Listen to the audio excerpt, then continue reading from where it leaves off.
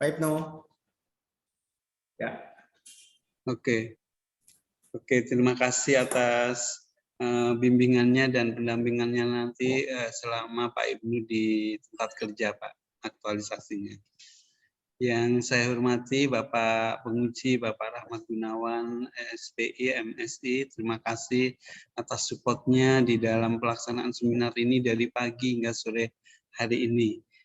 Yang saya banggakan, Pak Ibnu Dinata, kami persilakan untuk presentasikan rancangan aktualisasinya dengan alokasi waktu 10 menit, ya, dengan menjelaskan substansi dan nilai-nilai berakhlak di tahapan kegiatannya inti. Di kegiatan inti. Kami persilakan Pak Ibnu. Baik, terima kasih Pak atas waktunya. Izin saya mau share screen. Silakan.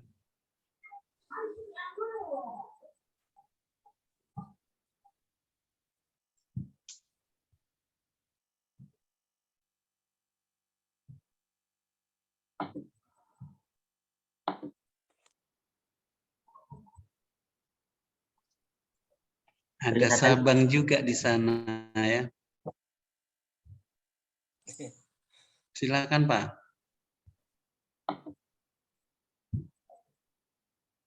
Nah, Assalamualaikum warahmatullahi wabarakatuh. Dan selamat siang.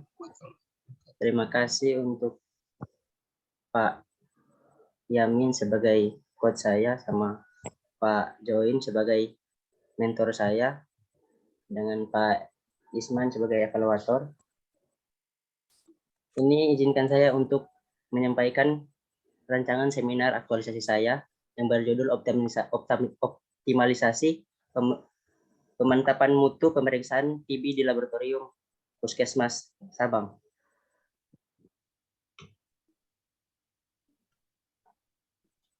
Yang melatar belakangi rancangan aktualisasi saya itu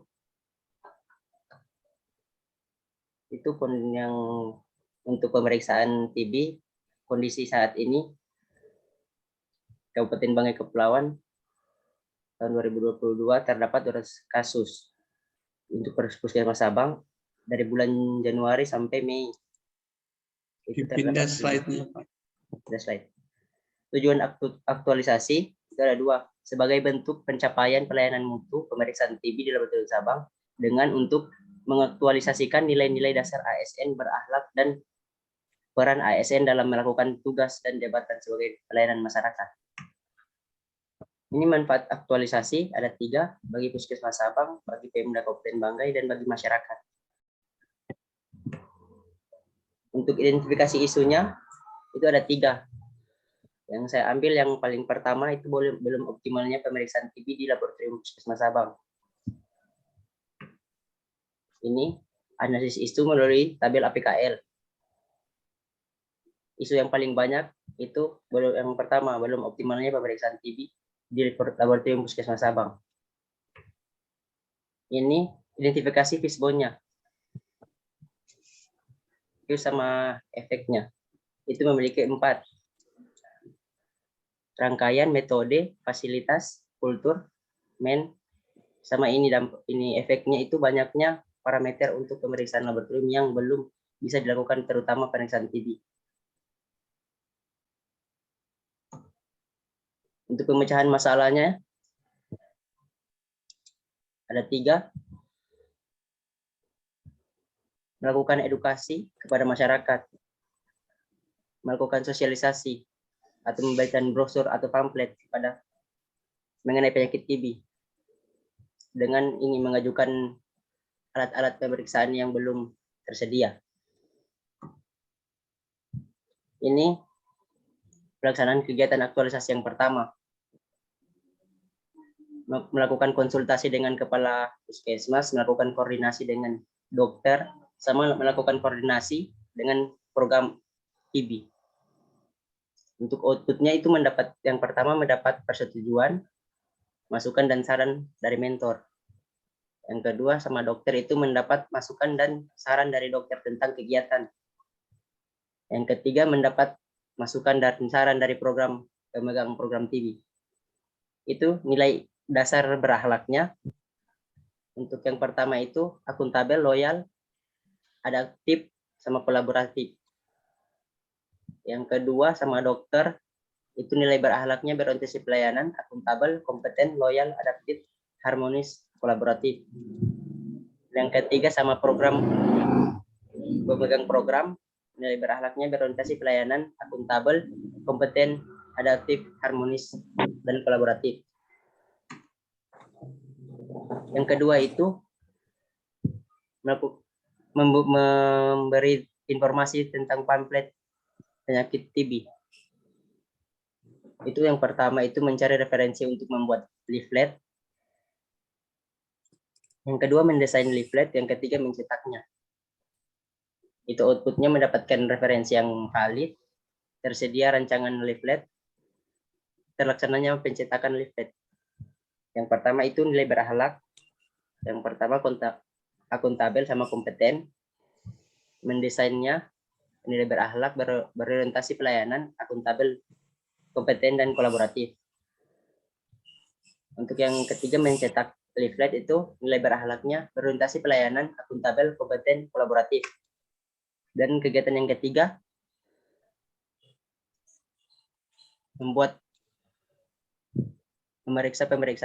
melakukan pemeriksaan, membuat SOP pemeriksaan TB laboratorium.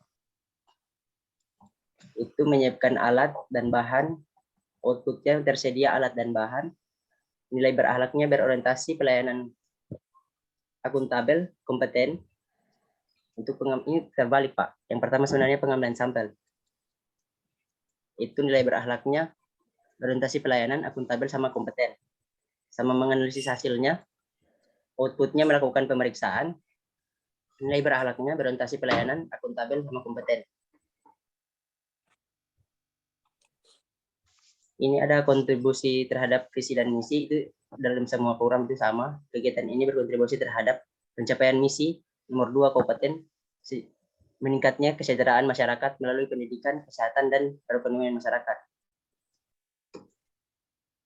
Yang terakhir itu jadwal kegiatannya.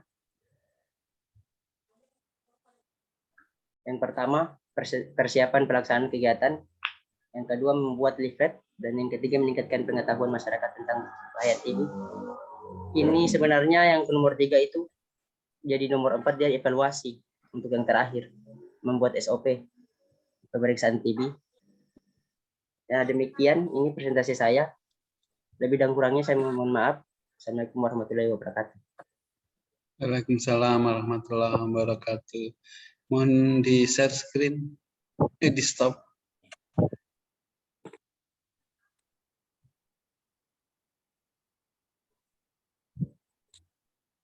Ada tulisannya stop share itu Pak, di atas, warna putih merah.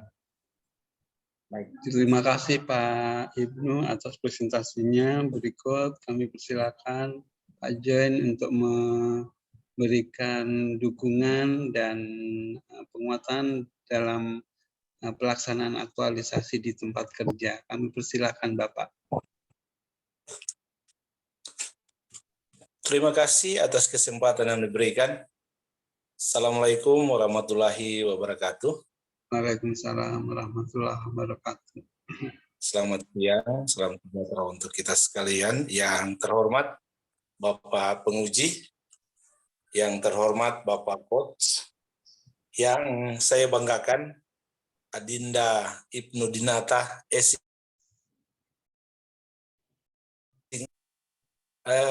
Jujur terkait dengan judul seminar yang diangkat oleh Adinda Ibnu, saya sebagai Kepala Puskesmas sangat setuju terkait dengan optimalisasi pemeriksaan TB di laboratorium Puskesmas Sabang, karena memang selama ini saya harus sampaikan bahwasannya kami Puskesmas Sabang belum pernah melakukan pemeriksaan terkait dengan sampel TB, dikarenakan karena yang pertama petugas kita belum ada. Yang kedua memang laboratorium kita walaupun sudah tersedia tetapi peralatan yang ada di dalamnya belum ada. Nah, dengan kehadiran adik Ibnu sekiranya bisa kemudian mengaktifkan kembali pemeriksaan TB di Puskesmas Sabang. Terkait dengan data yang sudah dipaparkan oleh Ibnu tadi, memang sesuai dengan apa yang ada di Puskesmas Sabang. Tahun ini jumlah kasus yang ada di Puskesmas Sabang memang 17 orang.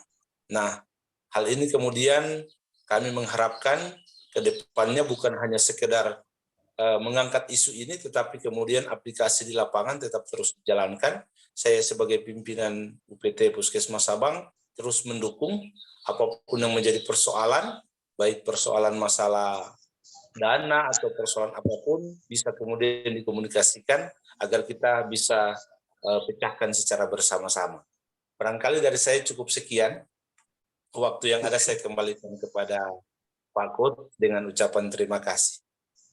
Oke, terima kasih banyak Pak Mentor atas dukungannya dan pendampingannya pada saat aktualisasi di tempat kerja. Ya, makasih Pak. Berikut kami persilakan yang saya hormati Bapak Penguji Pak Rahmat Gunawan SPMSI untuk memberikan saran masukan dan beberapa pertanyaan untuk penyempurnaan rancangan aktualisasi Saudara Ibnu. Kami persilakan Pak. Ya, terima kasih Pak Dr. Ahmad Yamin MA yang saya hormati, Pak Mentor yang saya hormati, Pak Evaluator, Pak Isman yang saya hormati, serta saya sudah melihat, oh ini peserta terakhir ya Pak Isman? Iya Pak. Siap, oke. Peserta terakhir tentunya waktunya lebih panjang ya, lebih lama lagi kalau terakhir. Jadi saya sudah melihat gambaran dari presentasi tadi, walaupun slide-nya tidak bergerak, hanya di judul terus, jadi tidak turun-turun ke bawah. Nah, tapi yang saya tangkap dari Pak Ibnu peserta kita, ada kegiatan yang dari laboratorium kemudian mengambil sampel ke masyarakat juga. Iya Pak Ibnu? Iya Pak. Ya, diaktifkan saja suaranya ya, biar kita bisa langsung komunikasi.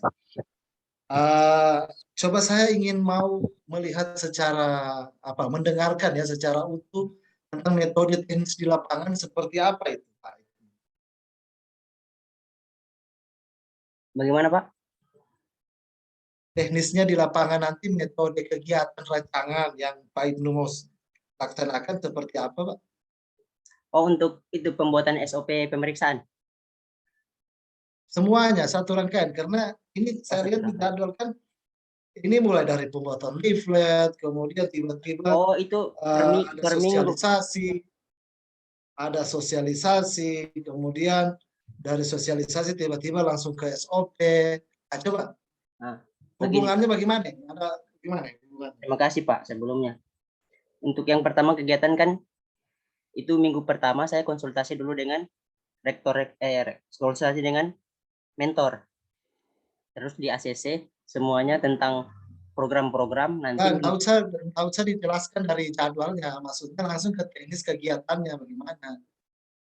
Jadi kayak runtutan kegiatannya. Teknis itu Pak Ibnu mulai ambil sampel, kemudian membuat SOP seperti apa tata caranya, untuk mekanisme alurnya. Pembuatan Silakan. ini Pak, untuk pembuatan SOP-nya sebenarnya itu lebih ke cara kerjanya. Ini cara kerjanya. Jadi saya membuat cara kerjanya dulu, terus mendesain cara kerja buat untuk menjadi SOP pemeriksaan TB-nya. Terus melakukan pemeriksaan kayak pemeriksaan sampel untuk pasien yang terduga, kayak seperti ada diidentifikasi satu pasien, jadi dalam 10 rumah ke kanan sama 10 rumah ke kiri itu harus diperiksa karena terpaparnya ini pasien TB. Diidentifikasi juga takutnya yang tetangganya, karena jadi dilakukan pemeriksaan pengambilan sampel di masing-masing di 10 rumah ke kanan sama 10 rumah ke kirinya. Terus dilakukan pemeriksaan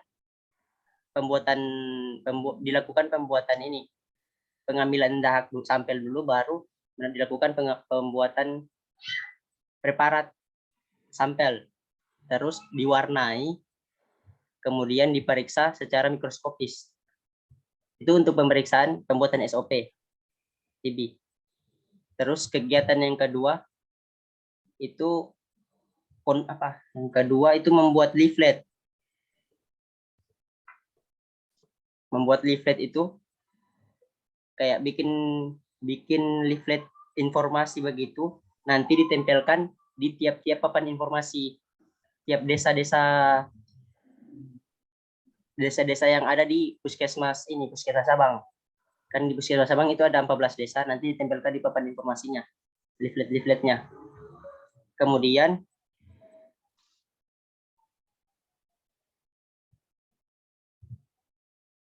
untuk meningkatkan pengetahuan itu sebenarnya dia melalui sosialisasi, Pak. Sosialisasi nanti dia dilakukan dengan kayak nebeng sama program-program kayak Posyandu, Poswindu begitu. Ikut program lain biar bisa diisi materi tentang ini. Meningkatkan pengetahuan tentang TB.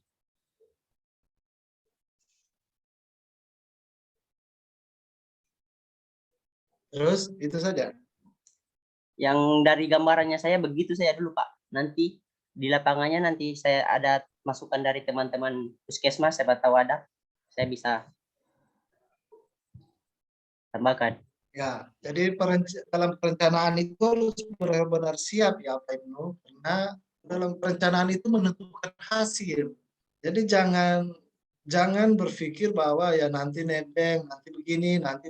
Jangan mengambil sesuatu itu yang sifatnya ditaktisi ketika ada sesuatu.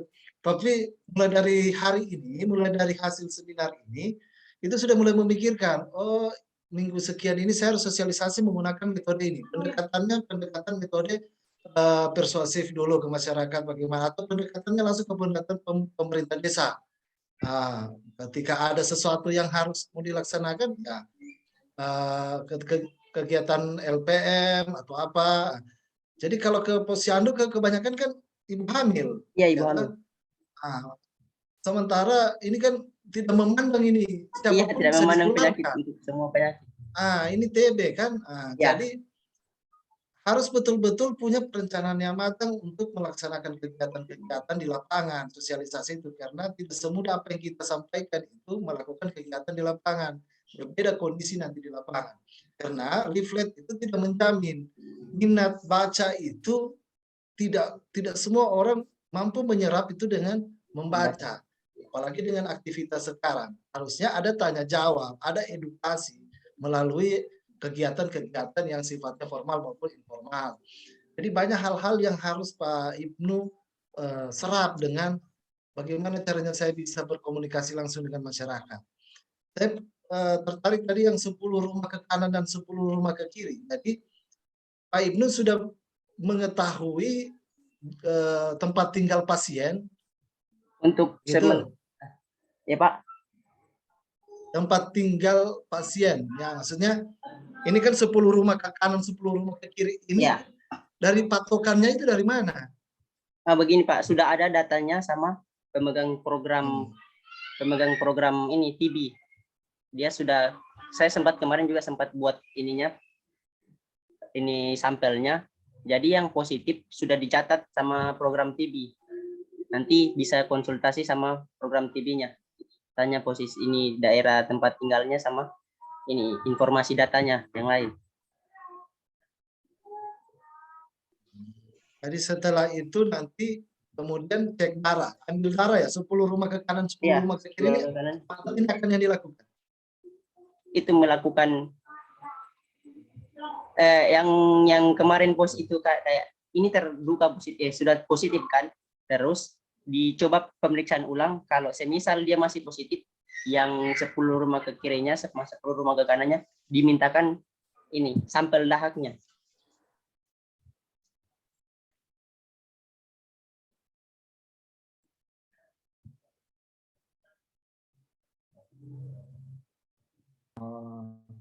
Jadi dia dimintakan sampel kemudian dibawa di lab gitu. Iya. Iya Pak. untuk diperiksa. Oh. Tapi untuk ini sekarang dibatasi kayaknya 5 pasien yang sudah teridentifikasi positif. Kalau semisal 17 itu kayaknya banyak sekali Pak.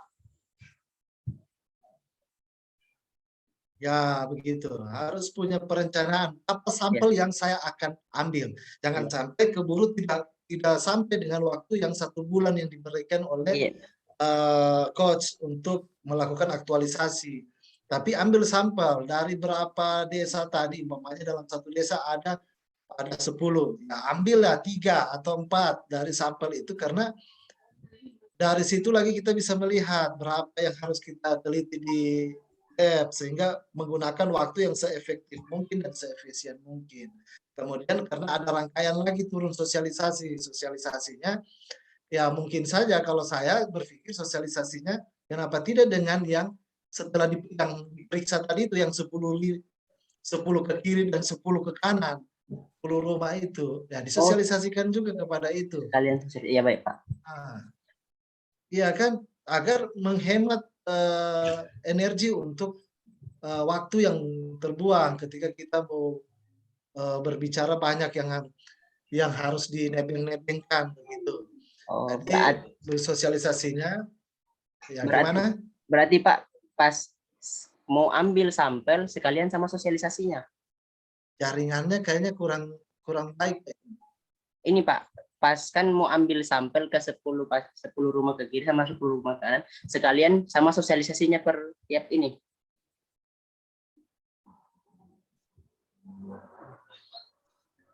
Belum kedengaran Pak?